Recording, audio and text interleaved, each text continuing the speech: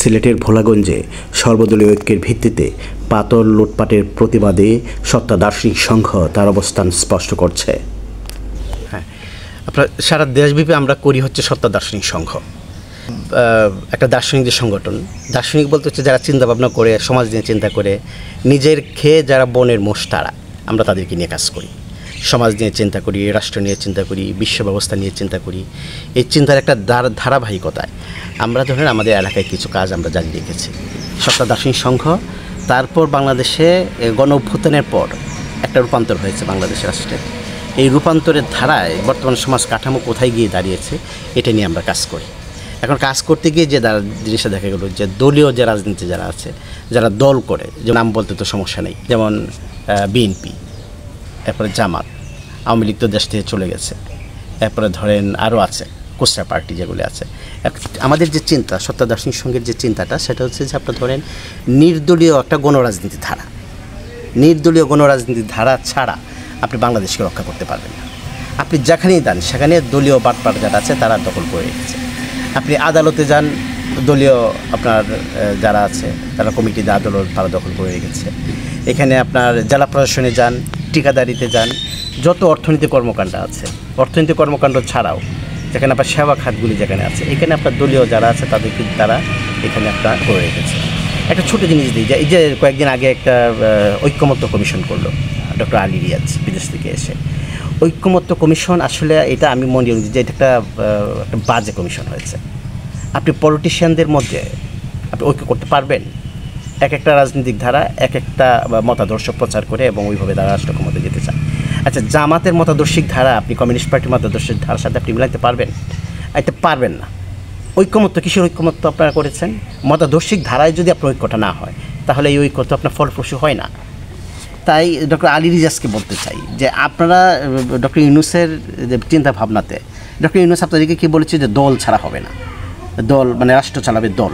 আর এই রাষ্ট্র দল চালাবে কিন্তু আপনার নতুন ধরনের কর্মকাণ্ড নেবেন। আপনার ঐক্যমত্য কমিশন করতে গেছে, এর চেয়ে বাজে ধারণা এই ঐক্যমত্য কমিশনের মতো একটা বাজে ব্যবস্থাপনা আপনারা যেটা করেছেন, এক মাসের নাটক, এর চেয়ে বাজে কাজ বাংলাদেশে আর কখনো হয় নাই। ঐক্যমত্য যদি হতে সারা বাংলাদেশে আপনার পার্টি একটাই থাকতো।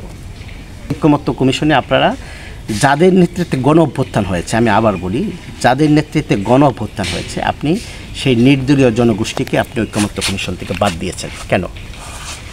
গণ অভ্যুত্থান কি দলীয় বাটপাড়া করেছে? এটা বুঝেন না আপনি?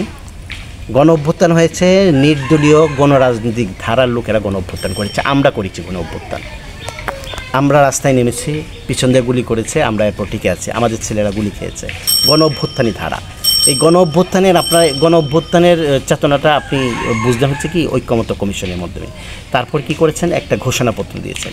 এই ঘোষণাপত্রের চেয়ে বাজে কোনো ঘোষণাপত্র বাংলাদেশে আর হয় না, এবং এই ঘোষণাপত্র বাতিল করে নতুন করে ঘোষণাপত্র লেখার কথা আমরা বলছি। আচ্ছা, নতুন করে গত 53 বছর বাংলাদেশটাকে আপনারা গঠন করতে পারে নাই। হয় যেমন নির্দলীয় লোক বাংলাদেশ চালাবে, নির্দলীয় রাজনীতির লোক বাংলাদেশ চালাবে। নির্দলীয় বলতে কিছু নাই, নির্দলীয় একটা গণরাজনীতি ধারা, যারা আপনার বাংলাদেশের ব্যাংকিং ব্যবস্থা যারা চালাবে, নির্দলীয় গণরাজনীতি ধারার যে লোকেরা তারা ব্যাংকিং ব্যবস্থা চালাবে। দলীয় লোক যখনই আপনি ব্যাংকে দেবেন তখনই ব্যাংকটা লুট হবে। এ কথা বুঝেন না আপনারা? দলীয় লোক যখনই ব্যাংকে দেবেন তখনই ব্যাংক লুট হবে।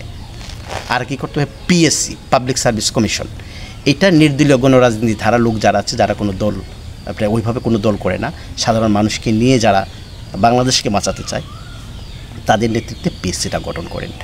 আপনার দুর্নীতি দমন কমিশন, দুর্নীতি দমন কমিশন মানে হচ্ছে আপনার ওই দলীয় বাটপাড়া চুরি করবে, এটা আপনি ধরবেন।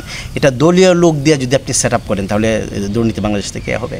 গতকালকে ডক্টর আব্দুল মোমেন বলতেছে যে দুর্নীতি শূন্য করা সম্ভব না। আর এ মিয়া আমাদেরকে দেয়া দেখো, সত্তা দার্শনিক সংঘকে দেয়া দেখো, যারা আত্মসমালোচনা করে, যারা সত্যের কাণ্ডারি, তাদেরকে দিয়ে দেখো দুর্নীতি শূন্য করতে পারি কিনা আমরা।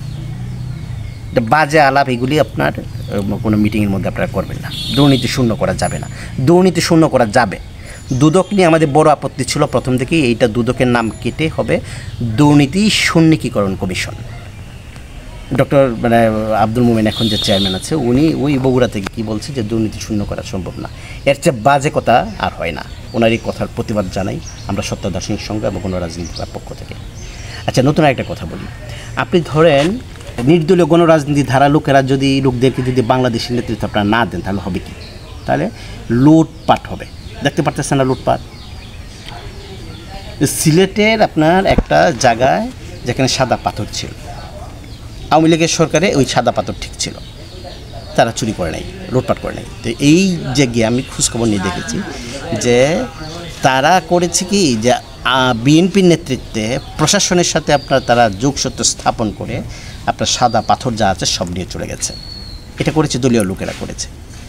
রেজওয়ানা আপা সেটা বলেছে যে আমি উপদেষ্টা হয়েও পারিনি। এইটা হচ্ছে বাংলাদেশ।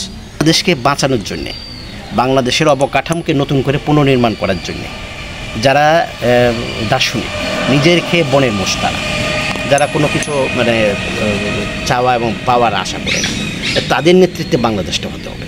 এবং এই যে নেতৃত্ব, এই নেতৃত্ব বাংলাদেশের টেকনাফ থেকে তেঁতুলিয়া, রূপসা থেকে পাটুরিয়া আপনার ছড়িয়ে দেন। সমাজে, ইউনিয়নে, প্রত্যেকটি ইউনিয়নে আমি কিছু লোক আছে, তারা বাংলাদেশের নেতৃত্ব দেবে। নির্দলীয় গণরাজনীতি ধারার লোকেরা বাংলাদেশের নেতৃত্ব দিক, এই আশা ব্যক্ত করে আমরা আমাদের সংগ্রাম, আমরা আমাদের আন্দোলন জারি রাখবো।